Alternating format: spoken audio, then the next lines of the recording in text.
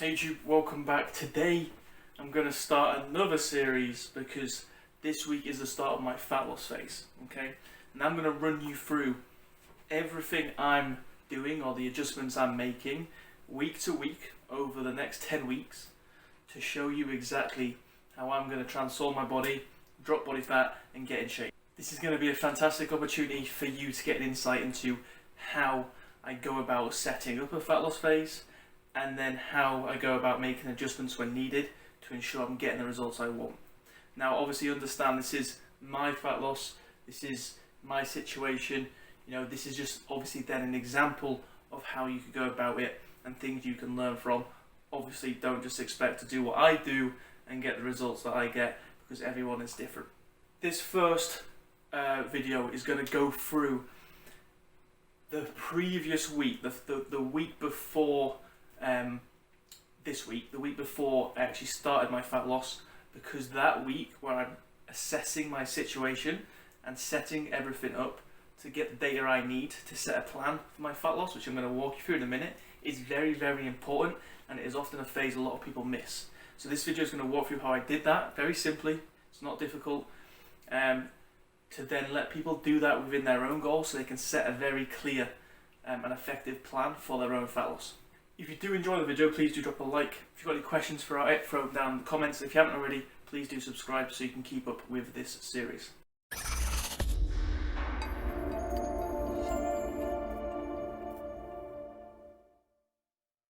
Okay, so just quickly a little backdrop before I go into it. As you can see from the pictures that I'll pop up, right now, I've been at my heaviest weight, which is 90 kilograms, probably holding the most body fat I've held. And also alongside that, the most muscle mass that I've held. But over the last sort of 1 to 2 years, I've gone through or been within a calorie surplus, a mass gaining phase, trying to drive weight and muscle mass up, right? I've probably, I've really enjoyed being in that phase and I've really pushed it as far as I can. Maybe a little bit too much. If I was being a little bit more ideal with added muscle mass, I maybe would have had the odd mini cut here and there. But this phase, I've just been a little bit more relaxed on it. But now I've got to the point where body fat levels are a bit too high. I'm starting to notice the negative effects of that, getting uncomfortable with that amount of body fat that I've got. So now we're going to drop the body fat and see what's underneath, and I'm going to walk you through how I do that now, okay? But like I said, the first week, or last week should I say, before the fat loss phase, the one most important thing you need to do, and which I did, which I'm going to walk you through now, is understanding where your situation is before you start, and then setting the targets or the plan for that fat loss phase before you go in, okay? So I'm going to walk you through the things that I was looking at, assessing, so then I could set that plan. Okay, so for me in my situation, and for most people, there's two main things you need to look at, right? Obviously your intake and your expenditure. These two things are going to be the biggest blocks for getting a fat loss result, okay? Because these are going to dictate your energy balance, right? And for you to get a fat loss response, you need to be in a calorie deficit, which is where you're taking in less food than you're burning, okay? So you need to assess where those things are and then how you need to change them to create this deficit. Now, before I go into this, normally if I'm working with a client, there are other things that I assess, right? Stuff like stress management, stuff like sleep, stuff like nutrition quality, so veg intake, fruit intake, the quality of the food, how well someone's sleeping, if they're waking up through the night, how they're feeling upon wake, going to sleep, what their routine's like. There's a lot of other things I do focus on, but because I've obviously been focused on those things throughout my mass gaining phase, that's very routine-like for me to be on the ball with those things. It's not something that I needed to assess before going into this, because I already had them pretty much set in place. So for me, that didn't really need to change. That was already there. So the things I mainly need to assess was where my current intake is at, okay? Now, the week before going into a fat loss phase, I was basically trying to keep calories around about maintenance intake. So maintenance intake is where your intake is at the same level as your expenditure and weight's going to hold, okay? When your intake and your expenditure are matched, at that point, any adjustments to your intake in terms of reducing them are going to put you into a calorie deficit, okay? Because if that energy balance is matched, as soon as that food drops and intake becomes higher, you now create that calorie deficit, okay? So for me in that week before fat loss, it was just assessing where my maintenance calories were at, and also just double checking where my protein needed to be, okay? Just to make sure that my protein intake was going to be bang on throughout this phase. Okay, so for me, my calories, my maintenance calories were, again, weights not holding, was roughly about 3,500 calories, okay? And my protein targets needed to be anywhere between 160 up to 190 grams a day, right? So I knew that's where I was before I went to my fat loss phase. Then I looked at expenditure, okay? So when you're looking at expenditure, we're basically looking where sort of directly, should we say, or actively, are you currently burning calories, and roughly how much, right? So I was looking at how many sessions I was currently doing. I was currently doing 5 weight training sessions a week. Wasn't doing any cardio, just weight training sessions.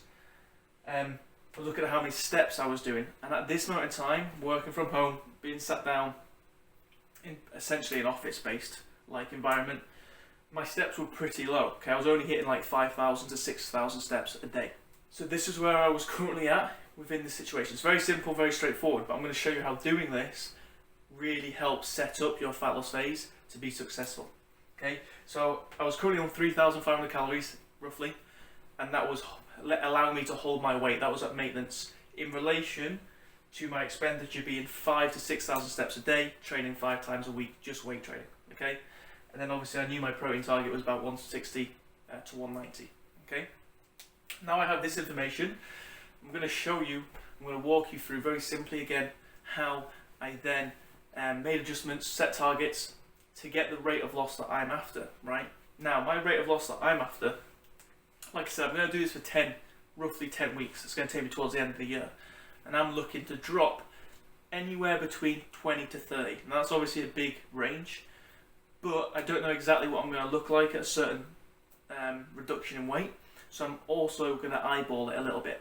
But what I know is that over the 10-ish weeks, I want to make sure I'm dropping at least 2 pounds a week, okay? So understanding or having roughly some sort of weight goal and then working out what your rate of loss is going to be is also very important, okay? So, take your weight now, have an idea of where you potentially want your weight to be, work out how many weeks you want to achieve that over, then work out how many pounds you need to then lose a week. So for me, it was 2, maybe 3. Okay, so this is the situation I'm in.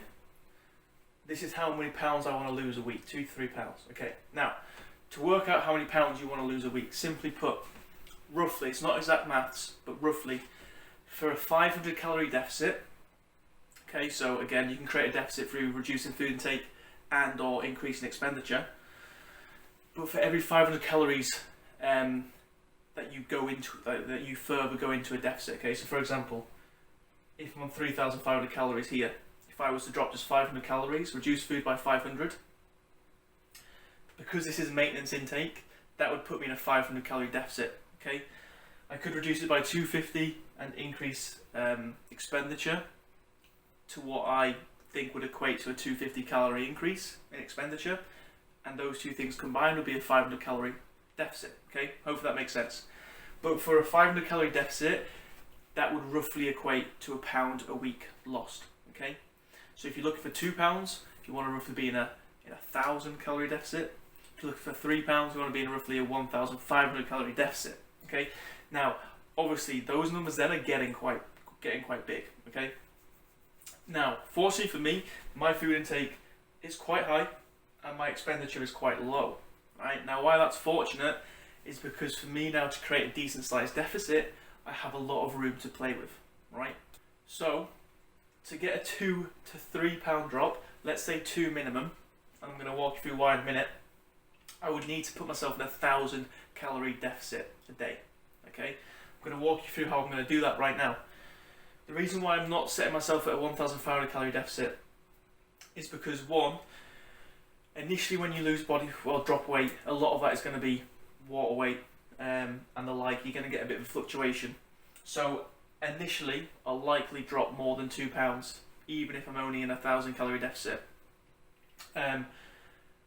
anyway, I'm likely going to drop more than 2 pounds because some of that's going to be water weight. So I'm probably going to get a faster response than 2 pounds initially anyway, maybe for the first week or two, which is going to help with this range. So then if I can just sit at £2 a week loss after that, I'm going to be very, very close to my target. So now I need to decide how I'm going to create this 1,000 calorie deficit. Like I said, food's very high, so for me, I can create a lot of this deficit through food intake, which is exactly what I've done, okay? I've dropped food down to 2,800, right? Which is a 700 calorie reduction. So that's a 700 calorie reduction straight off the bat. Protein's going to stay the same, protein doesn't change. I'm still training the same amount of time, so 5 sessions is still going to be the norm.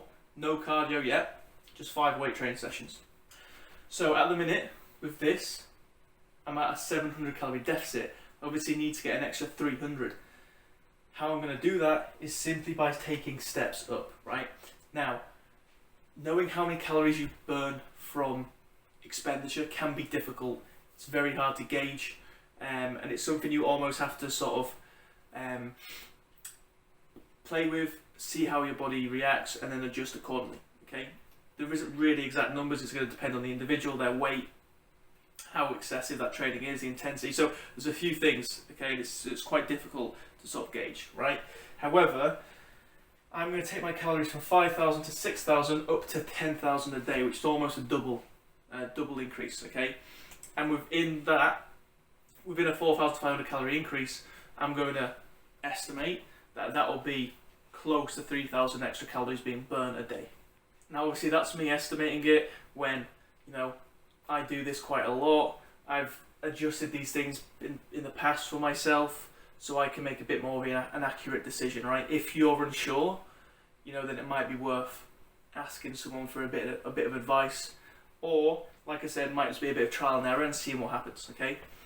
But now through this increase in expenditure and reduction in calories, I've now created what I assume or expect roughly to be a 1,000 calorie deficit, okay? Which should put me in the £2 a week rate of loss. Again, expecting a bit faster rate initially because some of it might be water weight and whatnot. That is the essentials, or sort of, let's say, the basics of my fat loss plan. Okay, now I just need to make sure, set my day, that I can hit those calories, I can hit those steps, hit those training sessions, and that's going to be the basics, the fundamentals for my fat loss. That is how I've gone from assessing my situation to setting the goals, the targets. Really straightforward, really simple. Hope that made sense. Hope that you understand how I've gone through that, okay? Like I said, doing this is so important because you've now gone from not really knowing how to go about your fat loss goal, where you're at, to having a very clear plan that you just need to execute, okay? Now, as time goes on, these things might need adjusted because this rate of loss might slow down. And that's exactly what I'm going to do. As the weeks go on now, I'm going to walk you through how the week's gone. I'm going to walk you through the things I'm looking for that might dictate what I need to change, and then whether or not I'm going to change them, okay? Now, doing all this, again, the importance of this is very, very important, because doing all this might mean that for the majority of my whole 10 weeks fat loss phase, I'm pretty much set, and I might actually not need to change a lot. I might just need to be consistent and execute, okay? And that's because I've done all this at the beginning. If that's the case, then over the next 10 weeks, these videos are going to be very short, because I'm going to stand here and I'm going to tell you it's all going to plan and nothing needs to change. However, things will likely need to change over a 10-week course when I'm dropping a decent amount of weight. So keep up to date with the videos. I'll go through how I'm going to change things, what I'm looking for, and so forth. If you do have any questions on what I've done here, please do throw them down in the comments below. If you did find it helpful, please do drop a like. And if you haven't already, please do subscribe so you can keep up to date with these videos. Alright, take care. I'll catch you on the next one.